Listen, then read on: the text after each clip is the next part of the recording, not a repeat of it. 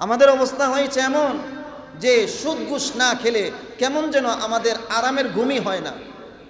আমাদের অবস্থা হয়েছে এমন কেমন যেন জুলুমের টাকা আমরা ছিনায় আনতে না পারলে কেমন যেন আমাদের অন্তরের মধ্যে প্রশান্তি আসে না, আরামের ঘুম আমরা ঘুমাইতে পারি না।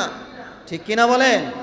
আমাদের মধ্যে একটুও ভয় হয় না, আরে এই যে হারাম টাকা আমি আমার শরীরের মধ্যে দিতেছি, আমার শরীর তো জান্নাতে যাবে না।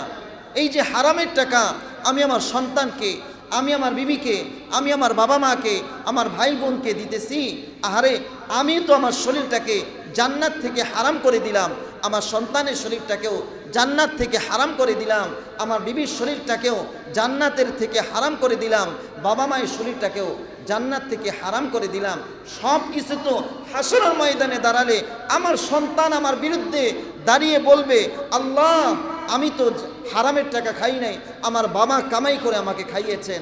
আপনার স্ত্রী আপনাকে বলবেন, আল্লাহ আমি খাই নাই, তার কাছে আমার দায়িত্ব ছিল, সে আমাকে হারাম টাকা উপার্জন করে খাইয়েছে। বাবা মা আপনার দিকে আঙ্গুল তুলে আল্লাহর কাঠগড়ায় অপরাধীর কাতারে আপনাকে দাঁড় করিয়ে দিবেন।